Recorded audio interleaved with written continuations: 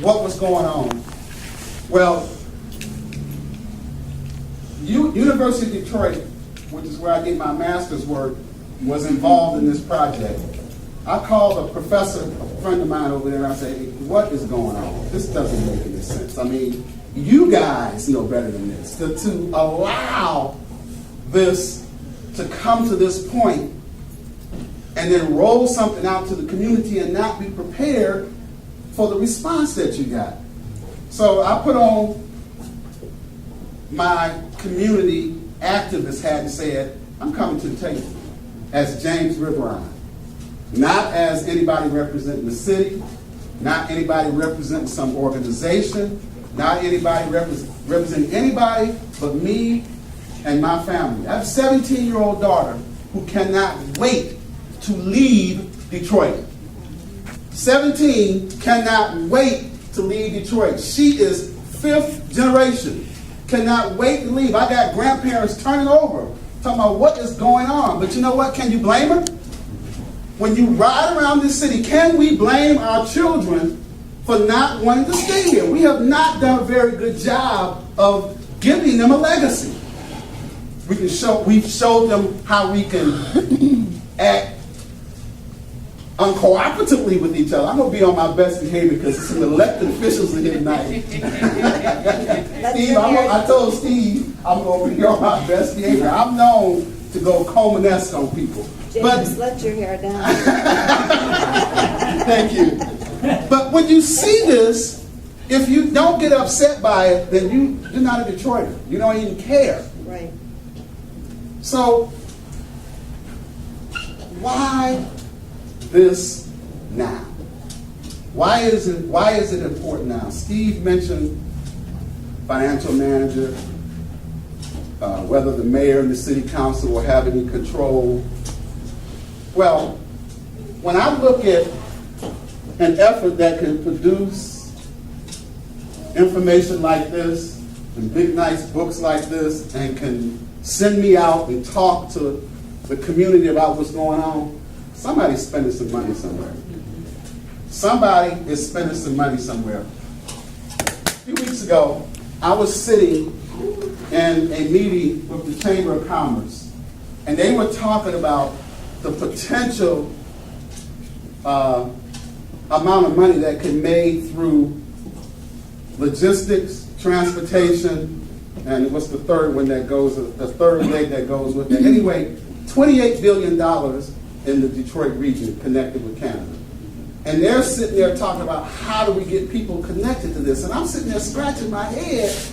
We got an emergency manager who's talking about we can't meet our expenses. We got the federal government who's got us in sequestration, and the Chamber of Commerce is talking about $28 million that is available to us in this region, and we're trying to figure out how to make it happen. There's something wrong with that picture.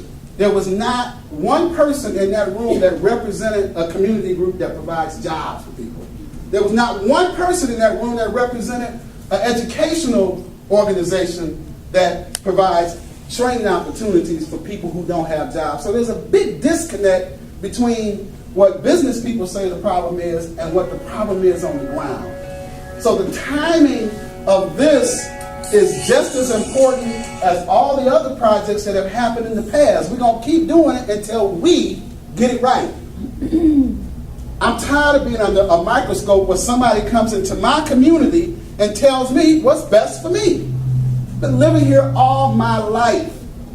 I know what's best for my community. We know what's best for our community. I'm here and I want you to leave with a message that it's our responsibility. I'm coming here with all the pictures and PowerPoints and fancy words and all types of stuff, but if you're not going to take the shovel and dig in the ground and make something happen yourself, whatever happens to you, we deserve it. Because we are allowing these things to happen to us. And it has nothing to do with the mayor and who's in office right now. How many of us, everybody in this room is probably involved in a block club, right? Do you meet? Yeah. Do you have conversations about what you can do in your community? These are the things, and then do you follow through? Or do you pick up the phone and call Commissioner Varga and say, you need to do something? We need to take control. We know what we want in our community. We need to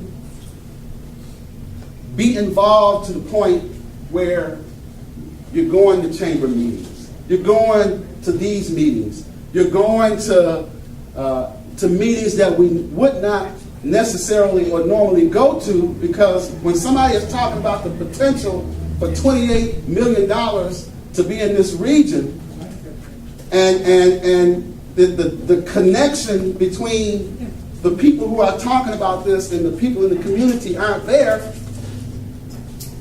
it will just be me standing up here and telling you about another missed opportunity. Get involved.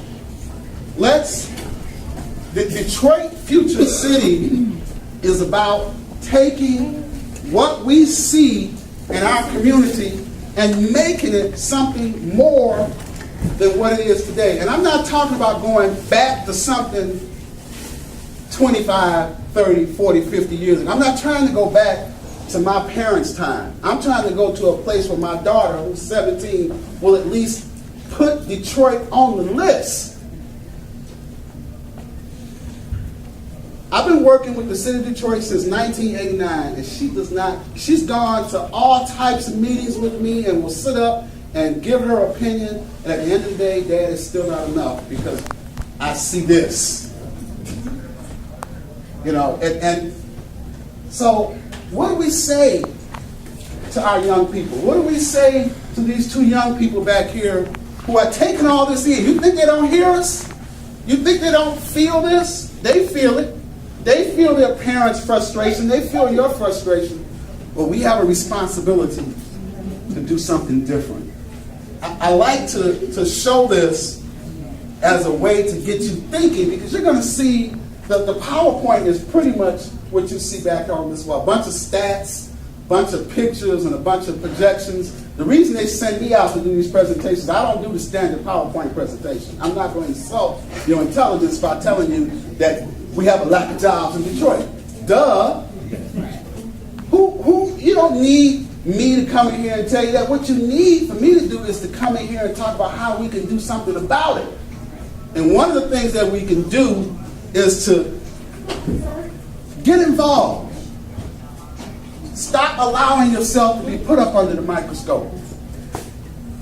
Stop allowing someone to come in and tell you what is going on in your community. You tell them. We elect people to represent us. I'm saying right now, everyone who represents the city of Detroit and the federal government, because we have an emergency manager and sequestration, throw them out. They have not represented us. It should at least be the barometer for how we measure persons on their job. How many's got a job? You don't show up tomorrow, you're going to be working the next day? I know. All right? If you had the responsibility to balance your budget and didn't balance it, you think you'd be working? Nope. You know, can we put off for several years the responsibility that we have? Why do we allow our elected officials to do it?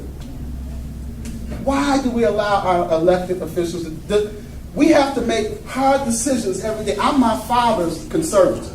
He hadn't paid taxes, Commissioner, since 2008. You know what he told me? I paid all my taxes. He's got it straight now. But one of the things I'm beginning to understand, he's got the kind of pension where he can pay his bills. I got to work all of my life until I'm 80 just to be able to survive, because we don't have that kind of time anymore. That's why I'm not trying to go back to something that was. I'm not going to be able to live in my daddy's shoes. None of us will be able to live in that past. We are in a different day. We got $1 coming into the city of Detroit and $10 in expenses.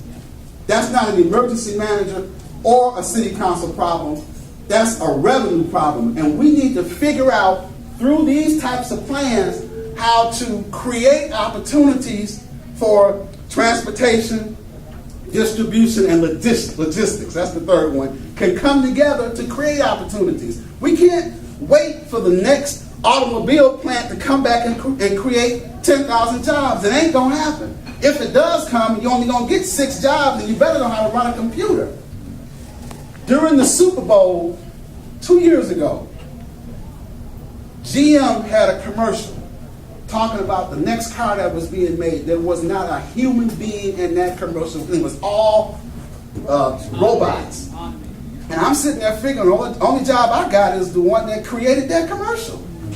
We're in a different world today, so we need to figure out how do we create opportunities for our children that will allow them to compete in the 21st century. My daughter does everything on this. Everything. Everything. And yet, we still are in a world where we're afraid of technology. We gotta get with the program, otherwise we're gonna be left so far behind that when it comes to trying to catch up, we won't be able to. So this was just an opportunity, and you see it every day, just like I see it every day, but this is what it's about.